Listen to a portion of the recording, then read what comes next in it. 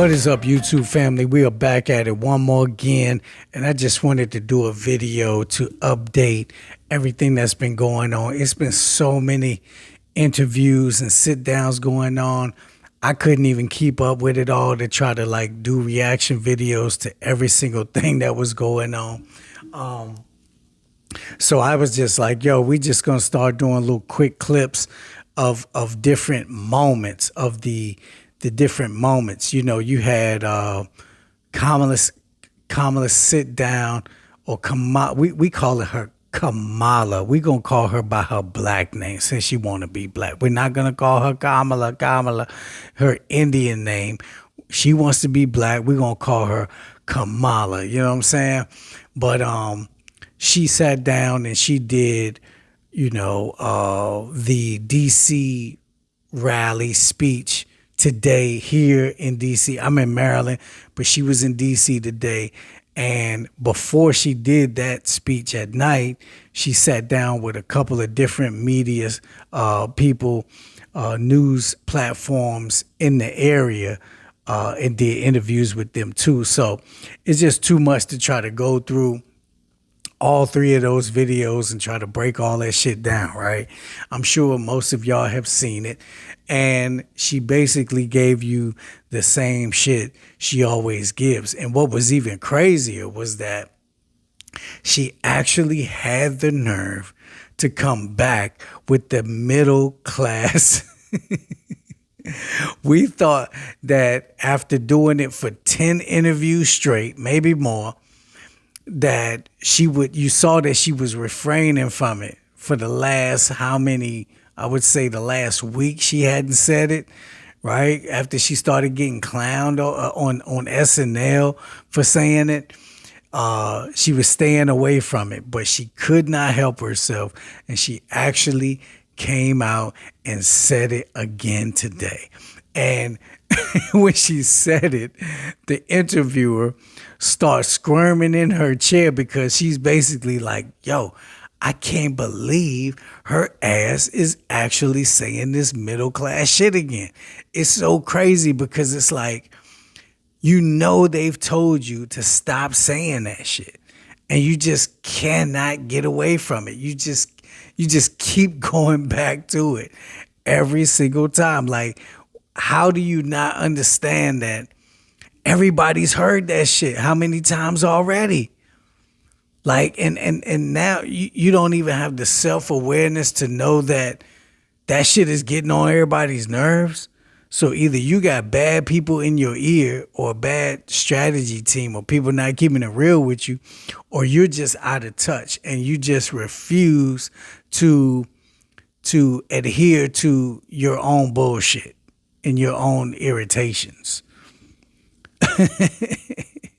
Yo, so to catch up people with some of the things that's been going on, I'm sure y'all know, but just to retract,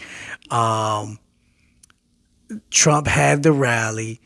The sad thing about that rally was that rally in New York, I listened to it in its entirety, because they had a lot of people there that I was looking forward to hearing from. Tulsi Gabbard, RFK Jr., Vivek, who else was up there? I think Byron Donald was up there.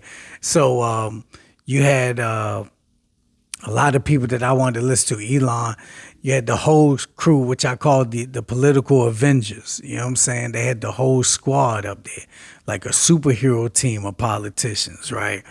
And, you know, everything, majority of the stuff that we heard was on point and was good shit that the people wanted to hear, right? Independents and Republicans, right? So, of course, we knew they were going to take some things out of context, but then they had this comedian roaster. This dude is known for roasting people. And then, of course, you know, he came out with the whole Puerto Rico joke. And if you notice, when he did that joke, nobody laughed. That Puerto Rico joke totally bombed. You know what I'm saying? And most people, you would think at a MAGA rally, you would think that people would laugh at a joke like that. But when you really listen to it, the people did not laugh. So that tells you that the MAGA crowd is not what you think it is. The other thing is this. You had George Lopez making some Mexican jokes about Mexicans being thieves and stealing shit at the wall, stealing the wall itself, the materials from the wall, which I thought was pretty offensive, but the people gave it a pass because he's a Mexican. So him talking about his own people was, I guess, more digestible, right? But I mean, if you want to be technical, if I was a Mexican, I probably would have been a little bit offended that you called Mexicans thieves, right? and you're taking shots at your own people. So that's kind of fucked up. But they're going to give him the pass because he's doing that at a Kamala rally and he's Mexican. So it's like, oh, he could talk shit about his own people. But at the end of the day, you're talking shit about people. You know what I'm saying? And I didn't really get too upset about any of it because these people are comedians, right? That I think it was good taste in having him there because now he's I didn't because I think he put a black eye on a great rally, right? The other thing is this: now they're trying to twist and take pieces out of the rally to try to make it look like it was this racist KKK type Nazi rally. They're actually calling it a Nazi rally. But once again, this is what CNN and MSNBC is saying, right? But what they're not telling you is that there were all nationalities of people at that rally, and there were a lot of flags from people from different countries, most notably Israel. So when they sit up here and try to tell you that the rally was a Nazi rally, you're like, well, that's disrespectful because there were a whole bunch of Jews at that rally. So how could it be a Nazi rally? See, when you listen to biased media, you get caught up in stupid shit like that, not knowing what the fuck you talking about, because all these people that talk that shit, I guarantee you they didn't watch any of that rally. They didn't watch the clips. They haven't seen the flags, the Israel flags there. So when you make asinine statements trying to push racism and push fear and push hate and divisiveness amongst the races, it's like, yo, you don't even understand what's really going on, right? The other aspect of it is Kamala comes out and has her speech, and as she's doing it, Joe Biden comes out and, well, I'll just let you hear it for yourself. To be joined by some incredible people. I already mentioned Senator Marco Rubio. Marco, will you come up here, please? Come on.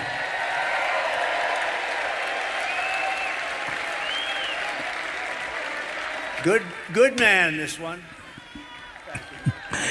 He's that beef with Rubio.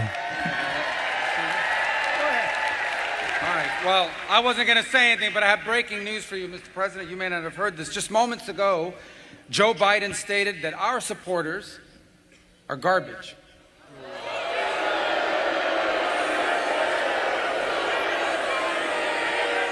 Are garbage. He's talking about the Border Patrol. He's talking about nurses. He's talking about teachers. He's talking about everyday Americans who love their country and want to dream big again and support you, Mr. President. And I hope their campaign is about to apologize for what Joe Biden just said. We are not garbage. We are patriots who love America. And thank you for running, Mr.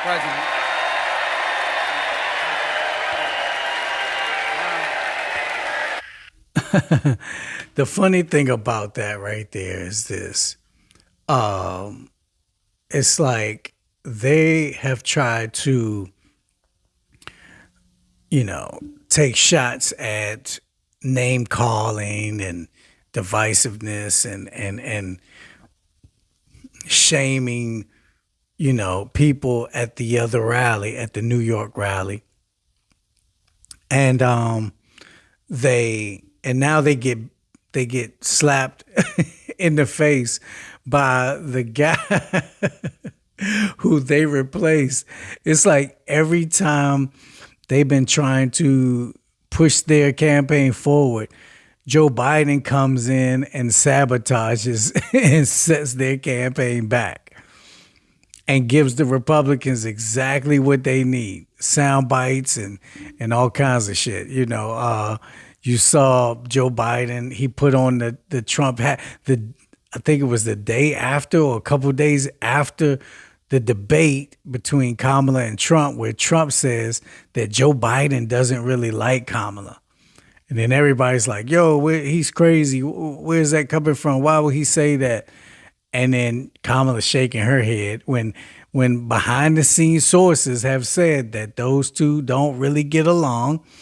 I mean, she called him a racist before she even joined him as the VP. So that was disingenuous in itself. How you gonna call a man a racist and then the very next week go and join his cabinet? It's crazy, right? But then he comes out and he puts on a Trump hat like 2 days after Trump says he doesn't like Kamala or Kamala. So it's like, damn. So then they had to write it off and say, oh, he's senile. Well, how come he's still the president?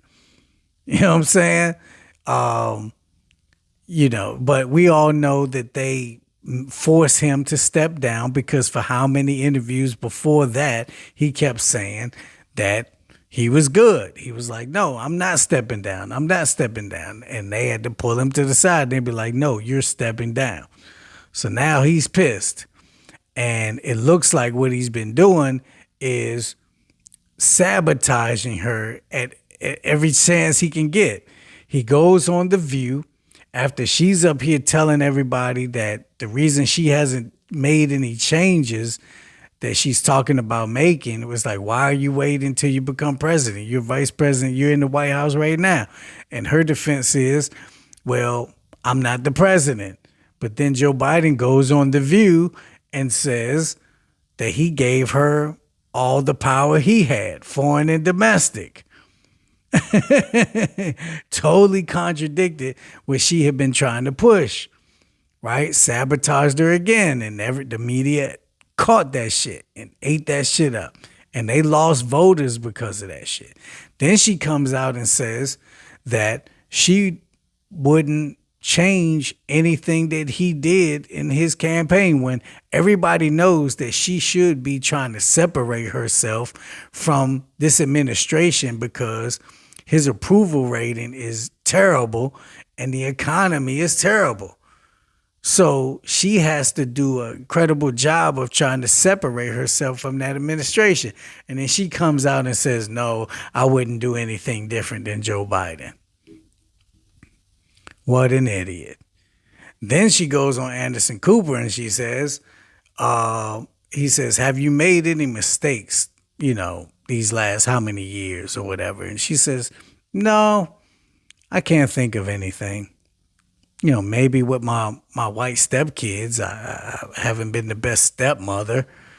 But other than that, no. I think the only thing I can say is I'm too over prepared for things, for interviews and debates and things like that. And it's like, what? Are you fucking kidding me? Nobody fucking believes that. You clearly look way underprepared for all of this shit. And you definitely look underprepared to be the commander-in-chief. Now, when Joe Biden comes out and says, now they just had the whole controversy with the comedian who talked about the Puerto Rico thing,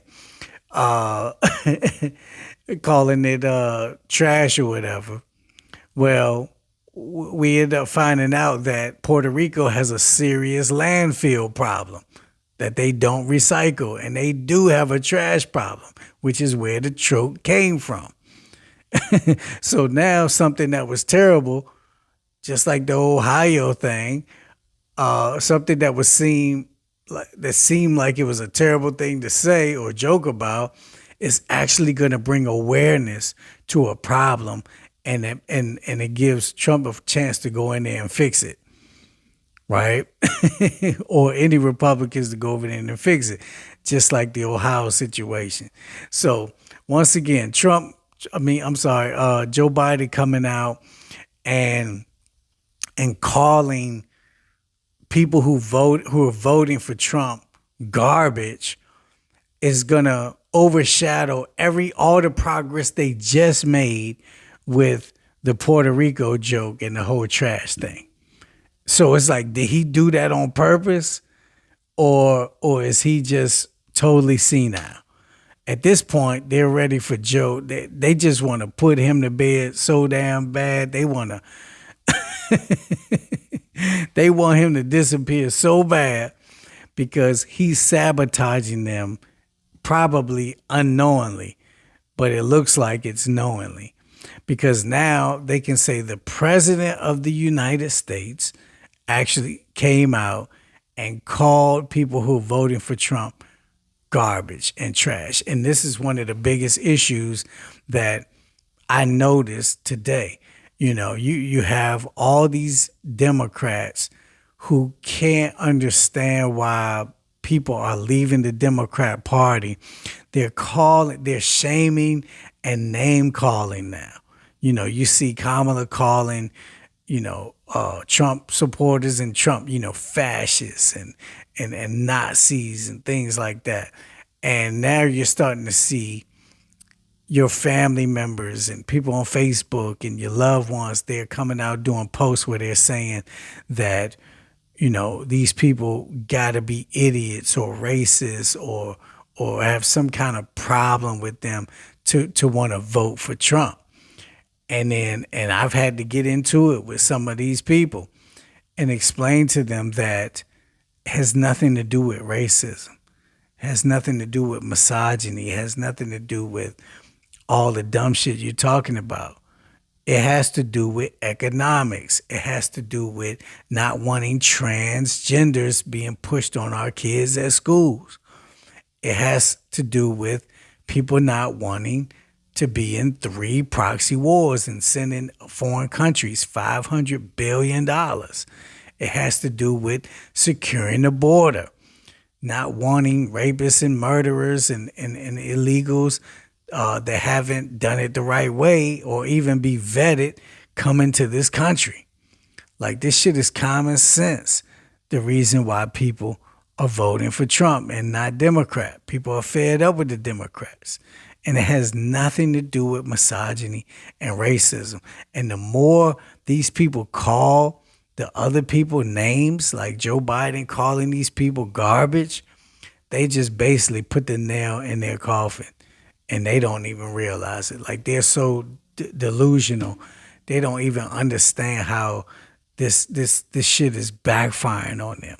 The people are finally taking a stand, and they're not putting up with the bullshit anymore. They are seeing so clear through all the bullshit. It's so enlightening to me. It's so refreshing to me. This is history because, like I said before, I've been witnessing this shit for a long time now. So to see people finally catching up to my point of view and actually having the balls to come out and say what I've been saying for how many years now is just really refreshing. It's really refreshing. And you're going to see some more of it. You're going to see some more of it this next week. You're going to see even more shit going down, and I'm going to try to be here for all of it. So we can laugh and joke and hopefully not be crying on election night. So until then, I will holler at y'all. 100.